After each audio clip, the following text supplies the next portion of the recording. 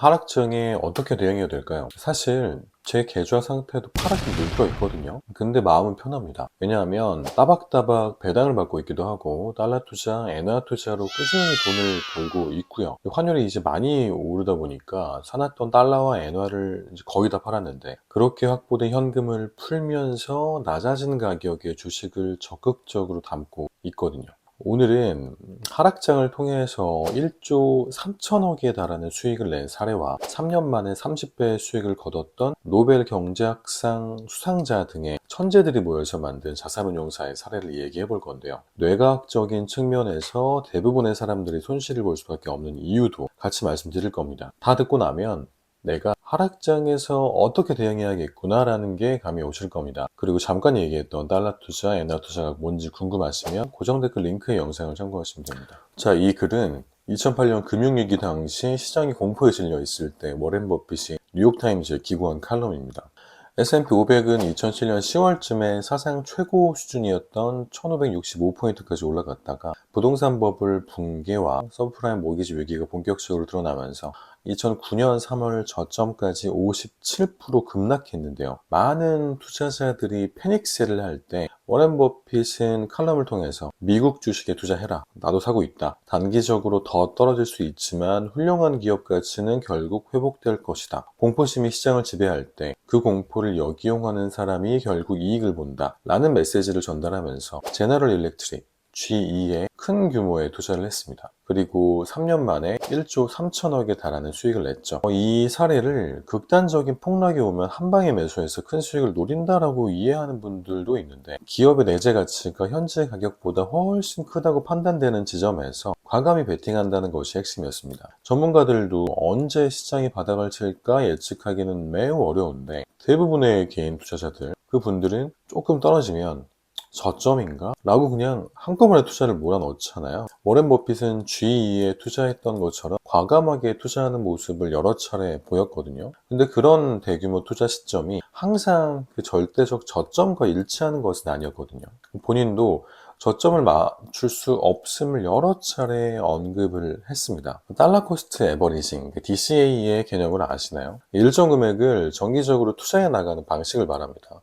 예컨대 매달 S&P 500 인덱스 펀드를 매입한다거나 주기적으로 정해진 날에 관심 종목을 조금씩 사들이는 방식이죠. 시장이 오를 때는 이전에 낮은 가격으로 매수한 덕분에 수익을 보고, 시장이 하락할 때는 더 많은 주식을 같은 금액으로 살 수 있으니까 미래의 상승에 대한 평단가 낮추기 효과가 발생하죠. 중요한 건 시장을 예측하지 않으니까 하락장에서도 의연하게 그냥 싸게 사는 기회로 인식을 하고 투자를 지속할 수 있습니다. 최근과 같은 폭락장이 오면 추가 현금을 동원을 해서 더 적극적으로 매수할 수 있겠죠. 제가 현재 대응하고 있는 방식입니다.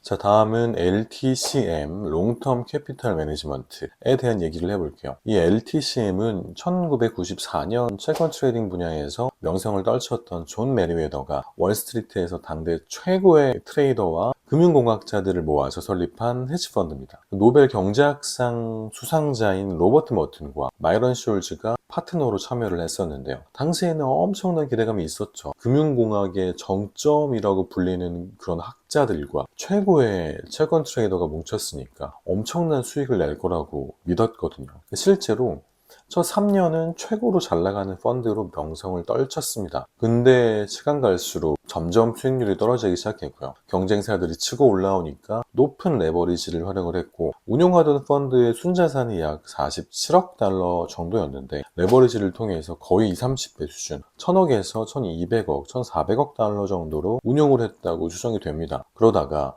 1998년 세계적인 금융위기가 발생을 했고, 이 시기에 큰 손실을 입었습니다. 그래서 그걸 만회하려고 러시아 채권을 엄청난 규모로 매수를 했다가 1998년 8월 17일 월요일 러시아가 모라토리엄, 그러니까 채무집을 유예를 선언하면서 매수한 채권이 휴지 조각이 됐고 1천억 달러의 부채를 남겨둔 채 파산 선언을 했습니다. 금융공학적으로 아무리 정교해 보여도 예측 불가능한 극단적 위험 앞에서는 취약해질 수 있다는 점을 극적으로 보여줬죠. 소위 말해 천재들이 모여서 만든 투자 모델이긴 하지만 거기에 너무 의존을 했고 손실을 만회하기 위해서 레버리지를 과하게 썼던 거예요. 근데 우리나라는 레버리지의 민족이지 않습니까? 최근 거래량을 보면 2배 레버리지 ETF 이런 것들이 상위에 쫙 랭크된 걸 볼 수 있습니다. 두 사례가 공통적으로 주는 교훈을 정리를 해볼게요. 공포심에 팔지 말고 꾸준히 원칙을 지키며 분산 투자하기. 폭락장에 두려움에 떨며 매도하는 것도 피해야 되고요. 폭락장을 그냥 기회로만 보고 한 방에 몰빵하는 것도 피해야 됩니다. 달러 코스트 에버리지라고 표현을 했는데 평소에 가치 있는 기업 또는 ETF에 정기적으로 투자하는 걸 추천을 드립니다. 그리고 달러나 채권처럼 주식시장이 이제 하락세를 보일 때 반대로 가격이 올라가면서 그 시점에 현금화를 할 수 있는 투자 대상, 그리고 꾸준히 안정적인 배당을 지급하는 투자를 병행한다면 가장 좋겠죠. 그래서 지금 같은 시기에 배당을 따박따박 받으면서 이익이 난 자산을 현금화하고 폭락장의 주식 매수 규모를 키우는 전략이 효과적일 겁니다. 마지막으로 뇌과학적인 측면에서도 한번 살펴볼게요. 우리가 흔히 주식시장에서 가격이 하락하면 공포심이 생긴다고 표현하잖아요. 사실 이건 단순히 기분 탓이나 막연한 두려움이 아니라 우리 뇌에서 실제로 일어나는 반응 때문이거든요. 신경경제학, 뉴로이코노믹스라는 분야가 있는데 투자 의사결정 시에 뇌가 어떻게 반응하느냐를 과학적으로 연구하고 있어요.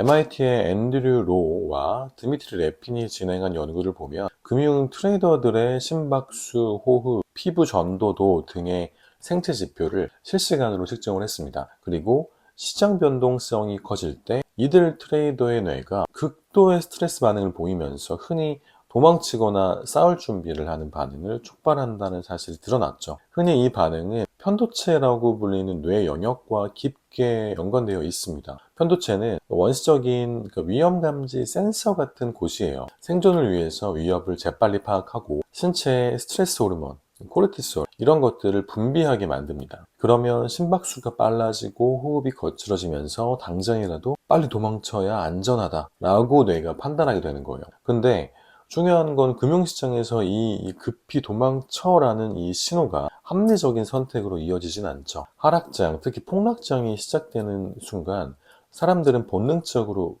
팔아야 돼. 더 떨어지기 전에 빨리 탈출해야 돼. 라는 공포심에 사로잡히지만 지나친 공포는 때로 저점에 매도하는 치명적 실수를 낳습니다. 다른 한편으로는 우리가 이익을 얻고 싶다는 욕구도 강하잖아요. 노벨상 수상자이면서 생각에 관한 생각이라는 책의 저자로 유명한 데니얼 카너먼과 트머스키가 제시한 이론에 따르면 사람은 이익에서 느끼는 기쁨보다 손실에서 느끼는 고통이 훨씬 더 크게 작용한다고 해요. 손실 회피 편향이라고 많이 들어보셨을 텐데, 그래서 하락장이 오면 이 고통을 피하고 싶어서 주식을 팔아버리는 쪽으로 행동하기 쉽다는 거죠. 문제는 우리가 단기적 고통을 피하려다 보면 시장이 회복될 때 가장 큰 수익 구간을 놓칠 수 있다는 겁니다. 실제로 원화 1경 3천조 정도의 규모를 운용하는 미국의 대표 자산운용사 뱅가드는 시장이 크게 반등하는 이런 시기를 놓치면 장기 수익률이 상당히 줄어든다는 연구 결과를 내놓은 바 있습니다. 그러면 우리가 이성을 갖고 차분히 대응하면 되는데 왜 그렇게 쉽지가 않을까요? 문제는 뇌 작동이 일상적으로 직관과 이성 이 두 가지가 동시에 작동하기 때문이에요. 하락장에서 긴박한 상황이 되면 신체의 생존을 담당하는 편도체가 먼저 깨어나서 우리의 행동을 재빠르게 지배해버리는 거죠. 이때 주식을 팔아버리면 지금 막 뭔가 행동을 해서 안전해졌다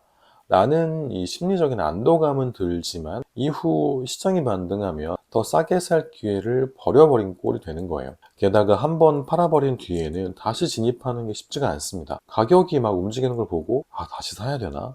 하면서 뒤늦게 다시 뛰어들거나 아예 재진입 타이밍을 놓쳐버리기도 하죠. 그래서 감정이 앞서기 전에 이성적으로 짜놓은 시스템이 중요한 겁니다. 앞서 얘기한 달러 코스트 에버리징처럼 매월 일정 금액을 자동으로 투자하도록 설정해 두면 공포가 생겨도 그날은 그냥 사게 돼 있어요. 또 폭락장이 왔을 때는 금액을 늘려서 추가 매수하겠다는 계획을 세워두면 막상 그 순간에 무섭네, 더 떨어지는 거 아니야? 라고 생각이 들면서도 이미 정해진 원칙에 따라서 실행을 하게 됩니다. 워렌 워렌 버핏 역시 자산을 팔아야 할 때보다 사야 할 때를 더 많이 고민하는 편인데, 그 밑바탕에 회사의 본질적 가치가 훼손되지 않았다면 계속 보유하거나 더 사겠다라고 하는 본인의 명확한 원칙이 존재했기 때문이죠. 버핏이 시장 타이밍을 재지 않는다라고 말하는 것도 이 원칙을 지키기 때문입니다. 결국 하락장에서의 공포는 우리 뇌 구조상 자연스러운 반응이니까 이걸 내가 무능해서 감정에 휘둘리는 거야 라고 자책할 필요는 없습니다. 대신에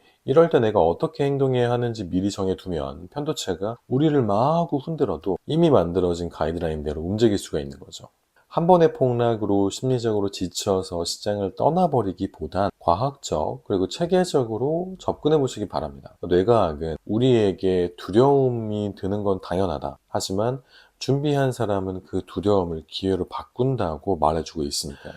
오늘은 하락장 대응 방안에 대해서 얘기를 좀 해봤습니다. 오늘 영상 봐주셔서 감사드리고요. 다음에도 도움이 되는 영상으로 찾아올 테니까 구독 꼭 해두시고요. 하락장으로 인해서 너무 힘들어하지 마시고 이 시기는 또 지나갈 겁니다. 편안한 하루가 되시길 바랍니다.